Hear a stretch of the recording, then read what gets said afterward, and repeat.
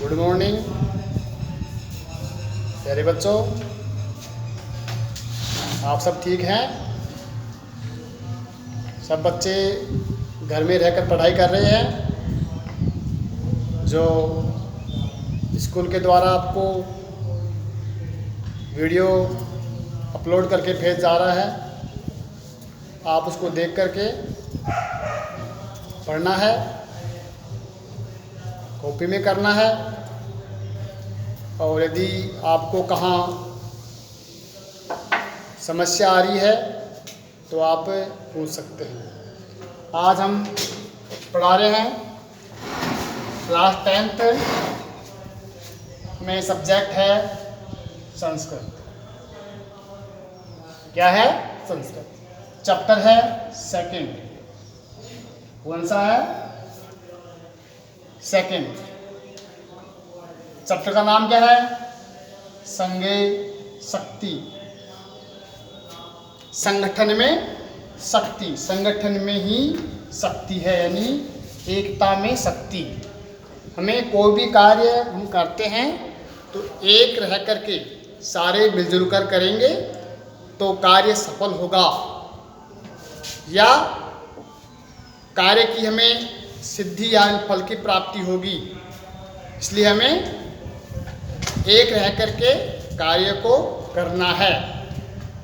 संस्कृत में बोलते हैं संघे शक्ति, हिंदी में बोलेंगे उसको संगठन में ही शक्ति है, एकता में शक्ति। आज हम आपको चैप्टर 2 जो संघे शक्ति है उस चैप्टर को हम पढ़ाएंगे। आप अपना जो बुक है, अपना बुक खोल लें, चैप्टर 2, और जैसे हम पढ़ा रहे हैं उस एक एक लाइन के ऊपर आप फिंगर रख करके और उसका अर्थ समझिएगा। इस चैप्टर में 3 गद्यांश हैं। 3 गद्यांशों का सरल भाषा में जो हिंदी अर्थ है वो आपको मैं बताने जा रहा हूँ। तो आपको सब बच्चे बुक खोल लिए होंगे, और अब आपको मैं जो पहला जो गद्यांश है पढ़ाने जा रहा हूँ। संघे शक्ति का पहला गद्यांश। इसमें अस्ति गोदावरी तीरे विशाल साल्मली तरु पेड़ होता है, और एक सेमल नाम का एक वृक्ष है। बहुत बड़ा पेड़ है, विशाल बड़ा होता है। अस्ति है गोदावरी तीरे, गोदावरी नदी के किनारे।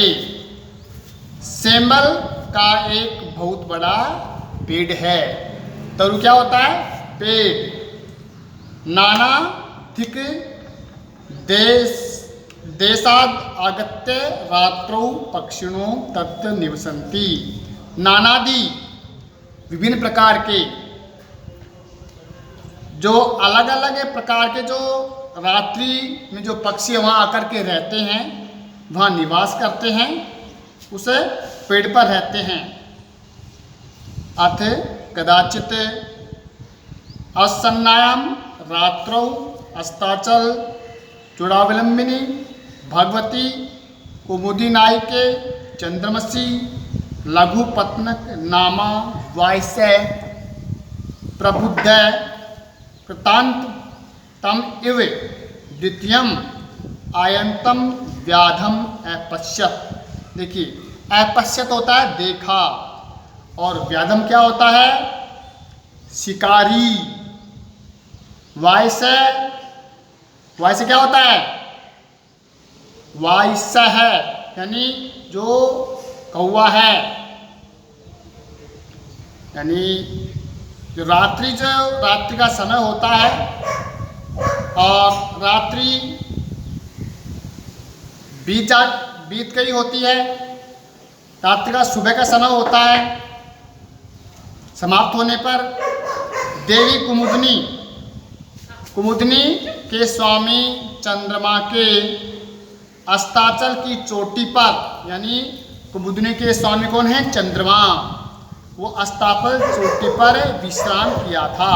प्रबुद्ध कथान्वी तृतीयम अयंतम व्याधम अपश्यत, यानी उसको आते हुए शिकारी को देखा। लघु पतंग नाम का एक क्या था? कौवा। और व्याधम शिकारी। तम अवलोक्य अचिंत्यत, यानी जब वह उस कौवे को कौवा उसको देखता है, कौवा उठ जाता है, उसने यमराज के समान आते हुए शिकारी को देखा। तम अवलोक्य अचिंत्यत, और उसको सोचता है। अध प्रातरे दर्शनम जातम, यानी जब सोचने लगा कि अध प्रातरे, आज का जो दिन है वो प्रातरे दर्शनम जातम, यानी जो सुबह का दर्शन हुए हैं वो आज अशुभ हैं, पाप दर्शन हैं। वह सोतम अवलोक्य अचिंत्य, वह देख करके सोचता है कि आज प्रातः दर्शन शुभ नहीं है, न जाने किम अनभीत मतम दर्शति, यानी पता नहीं क्या हमें दिखाएगा। अतः तद अनुसरण कर्मेण व्याकुलस चलित, इस प्रकार से वो व्याकुल होकर के उसके पीछे पीछे चल देता है। दूसरा गद्यांश है, अथ तेन व्याधेन तंडुल कणान विक्रिय जालम विस्तीर्णम, अत इस प्रकार से उस शिकारी ने चावलों के कणों को बिखेर करके और जाल को फैलाता है। सच प्रच्छन्नो भूत्वा स्थित है, और उस जाल को फैला करके वह स्वयं छिप जाता है, छिप करके बैठ जाता है। तस्मिन् काले चित्रगिर नामा कपोतराज सपरिवारो व्यति विसर्पन तान तंडुल कणान, तंडुल चावल होता है, अवलोक्यमाशय देखता है। उस समय में चित्रग्रीव नाम का एक कबूतरों का राजा कपोतराज, वह अपने परिवार के साथ उड़ते हुए उस चावले के बिखरे चावलों के कणों को देखा। कौन देखा? चित्रग्रीव नाम का एक कबूतरों का राजा होता है, वह उसे बिखरे हुए चावलों के कणों को देखा। ततः कपोतराज तंडुल कण लुब्धान कपोतान प्रति आहे, अहम कहा कथियत अकथियत। देखिए भूतकाल में है अकथियत। ततः कपोतराज, तब कबूतरों का राजा कपोतराज तंडुल कण लुब्धान, उस लोभी जो कबूतरों को, इसके बाद कबूतरों के राजा चित्रग्रीव ने, क्या नाम है राजा का? नाम क्या राजा का? चित्रग्रीव। चावले के लोभी कबूतरों से कहा, यानी उन चावलों को कपोतराज ने देखा और देखने के बाद में चित्रग्रीव ने कहा कि लोभी कबूतर को कहा, कुतो अत्र निर्जने वने तंडुल कणानाम संभव है। इससे प्रश्नवाचक है प्रश्न कि यहाँ पे इस निर्जन वन में, यानी इस जंगल में चावले के कण, जो सुनसान जगह है वहाँ पर चावलों के कण कहाँ से आए? तन्नी रूप्यताम तावत, उन चावलों के कणों को देख करके बोला कि मैंने पहले कभी देखा नहीं, मैंने कभी इनको देखा नहीं। भद्रम इदम न पश्यामि, यह मैं शुभ नहीं देखता हूँ, यानी कि मेरे को ये कल्याणकारी नहीं लग रहे हैं, यानी मैं ये कार्य शुभ नहीं देख रहा हूँ। तो सर्वथा उसने कहा, जो चित्रगिर नाम का कबूतर राजा होता है, वह कहा, क्या कहता है, सर्वथा अविचारितम कर्म न कर्तव्यम। हमेशा कभी भी बिना विचारे कार्य को नहीं करना चाहिए। यानी कभी भी हम कार्य करें तो कार्य करने से पहले हमें उस कार्य के बारे में सोचना चाहिए, समझना चाहिए उसका सही और गलत क्या होगा।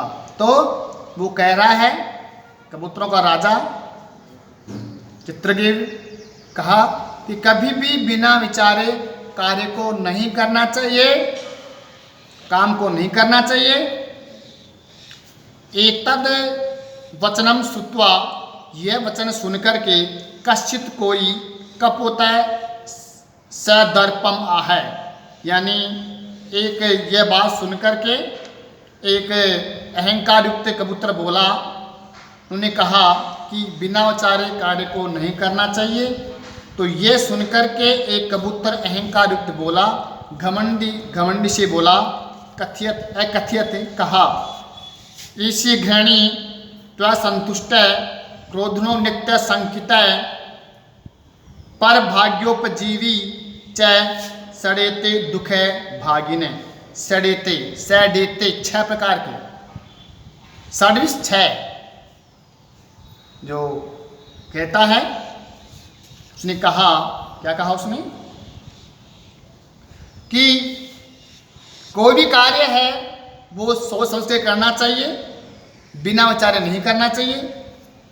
तो एक कबूतर झुंड में एक कबूतर ने कहा कि अहंकार कबूतर बोला, क्या बोला उसने, देखिए,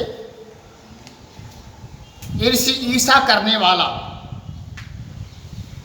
यानी ईर्षा करने वाला, घमंडी, घृणा करने वाला, ईर्षा, घृणा करने वाला, असंतोषी, यानी जिसके संतोष नहीं होता है। 10 रुपये कमा लिया, संतोष नहीं हुआ, 20 कमा लिया, संतोष नहीं हुआ। घृणा करने वाला और ईर्षा रखने वाला, दूसरे के प्रति ईर्षा भाव रखने वाला, क्रोध करने वाला, गुस्सा करने वाला, संदेह करने वाला, शंका करने वाला। मैं किसी चीज़ को लिया नहीं है लेकिन मेरे पे शंका हो गई, संदेह हो गया। और दूसरे के भाग्य पर जीवित रहने वाला। ये 6 प्रकार की जो लोग होते हैं हमेशा दुखी होते हैं। यानी जो ये 6 प्रकार के दोष मनुष्य में रहेंगे वो कभी भी आगे नहीं बढ़ेगा। ईर्षा करने वाला, उसका जो माइंड है, उसका जो मन है, उसका जो दिमाग है, दूसरे के प्रति ईर्षा की भावना रहेगा तो वो काम नहीं कर पाएगा। घृणा करेगा, संतोष नहीं रहेगा उसको। 10,000 रुपये कमा लिया, संतोष नहीं रहा। क्रोध करने वाला, गुस्सा करने वाला और संदेह करने वाला, दूसरे पर शंका करने वाला। ये और लास्ट का है दूसरे के भाग्य पर जीवित रहने वाला। यानी खुद कमाता नहीं है और दूसरे के कमाए हुए पर वो जीवित रहता है, वो कभी भी आगे नहीं बढ़ सकता। तो ये 6 प्रकार के जो मनुष्य को हमेशा दुखदायी होते हैं, इनको त्यागना चाहिए, इनको ग्रहण नहीं करना चाहिए। ये आपके मैंने चैप्टर 2 के संघे शक्ति नामक जो चैप्टर है, मैंने एक पहला करवा दिया गद्यांश और दूसरा करवा दिया। अब एक गद्यांश बाकी है, वो कल आपको मैं करवाऊंगा। इससे पहले चैप्टर 1 का मैंने करवा दिया है। जहां भी आपको डाउट लगे, आपको समझ में नहीं आ रहा हो, आप पूछ सकते हैं। और इससे का अर्थ आपको कॉपी में करना है, इसका लिख के अर्थ करना है, इसको समझना है, ताकि जैसे भी अपना स्कूल खुलेगा उसको हम दोबारा से आपको क्लास के अंदर पढ़ा करके और कन्फर्म करवा देंगे। जब तक आपको घर में रह करके जो आपको वीडियो हम भेज रहे हैं उसको देख करके आप याद करना है और कॉपी में करना है। धन्यवाद।